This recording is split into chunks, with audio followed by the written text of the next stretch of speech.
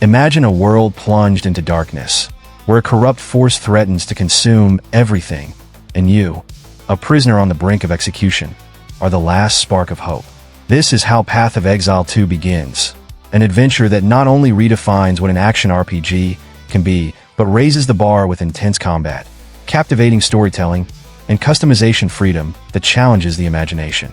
But it's not all perfect.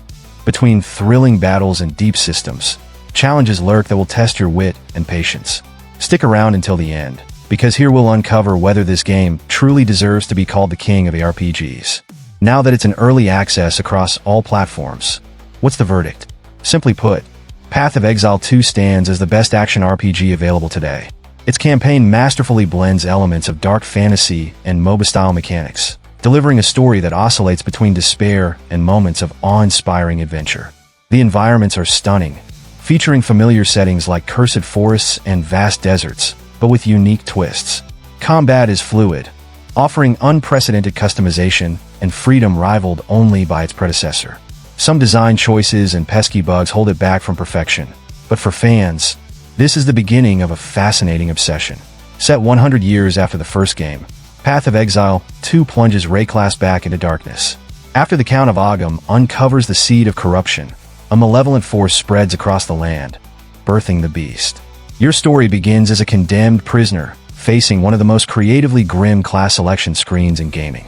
Escaping to Clearfell, a settlement of refugees, marks the start of your journey. While most ARPG stories are forgettable, Path of Exile 2 exceeds expectations. Its narrative is deeply integrated into the gameplay, leading to exciting discoveries and new areas.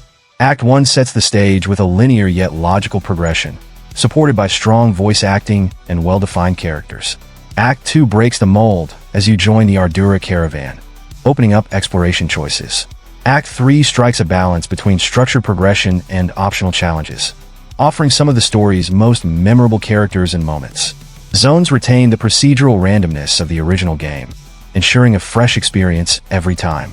They feature optional bosses granting permanent buffs, like increased health or elemental resistances. Side quests encourage exploration, taking you to optional zones with unique hazards, verticality, and dynamic layouts. Even the enemies are diverse, with over 400 types ranging from emaciated wolves to river hags casting deadly whirlpools. Combat remains thrilling, especially when unique enemies force strategic adjustments. However, some mechanics can frustrate. Modifiers like mana siphoning can cripple casters, while enemies matching your speed make evasion tricky. Another issue is how easily enemies push you around. Almost any creature can shove you, leading to swarming and quick deaths. Despite this, the boss fights are spectacular. Encounters like Torgul smashing the arena with his skeletal frame, or Zalmarath, the Colossus wielding lasers, and a giant stone sword are nothing short of impressive. Even smaller bosses like Blackjaw, with his massive axe and devastating attacks, provide formidable challenges. These aren't even the best fights in the game, which speaks volumes about how high the bar is set. It can feel overwhelming at times, especially when multiple spells and effects are flying around, but nearly every boss encounter is outstanding. The true highlight of Path of Exile 2 lies in its combat. It starts fairly simple, with basic abilities, a dodge roll, and a spark of ambition. However, the way the mechanics intertwine is mesmerizing. The layering of mechanics is incredible. Linking Comet and Lightning Conduit to frozen enemies lets you annihilate smaller foes instantly. Meanwhile, Orb of Storms provides backup, and my Stormweaver Ascendancy triggers devastating elemental storms on critical hits. This is just one build among countless possibilities. Whether it's tweaking support gems, adjusting passives, or balancing unique items, the options are staggering. For example, you can increase critical hit chances to trigger more elemental storms, stack freeze effects for devastating combos, or optimize passives to penetrate resistances. Mana management, cast speed, evasion, and stun thresholds all require careful consideration.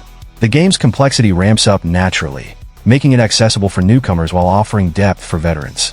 One welcome change is the freedom to link support gems without worrying about socket colors or counts. While each skill starts with only 2 slots, you can eventually link up to 5 support gems. However, obtaining more sockets felt overly restrictive. Only acquiring 1 orb to add sockets throughout normal and cruel difficulty was underwhelming. While this didn't hinder the story, more flexibility during the endgame would have been appreciated. Speaking of the endgame, I've only scratched the surface, exploring lost towers, and yet to tackle my first burning monolith. The new system of infinitely extending nodes, with varied pathways and mechanics like strongboxes and delirium, adds depth. However, dying on a map closes it off, requiring a new waypoint to reattempt. This design makes maps feel valuable and encourages planning, though it's frustrating to miss out on bonuses due to a single mistake. The crafting system has been streamlined compared to the original game. You can use currency to enhance or modify items, upgrade magic items to rares, add modifiers with exalted orbs, or corrupt gear with vault orbs for unpredictable results. While the crafting isn't as intricate as before, it remains satisfying. Adding rune slots to armor and weapons introduces new effects, such as increased resistances or elemental damage, allowing for further customization. That said, a few gameplay issues and bugs tarnish the experience. Minor bugs, like fish continuing to swim in drained waterways, are amusing but forgivable. However, others, like bosses resetting if you move out of their arenas or skill-based disconnects, are far more disruptive. Despite these setbacks, Path of Exile 2 shines as one of the best action RPGs available. Its intricate mechanics, engaging combat, and deep crafting systems set a high standard. With more polish, it has the potential to become a benchmark for the genre. For now, it's a testament to how an ARPG can respect players' time and intelligence while delivering a thrilling experience. And that's all for now. Tell me, what do you think of this game? Are you planning to try it, or have you already played it? Let me know in the comments, drop a like below. It really helps the channel.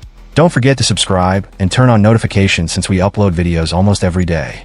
As always, thank you so much for watching, and I'll see you in the next one. And remember, we are Gamespedia EX, your AI favorite video game source. I'll be back.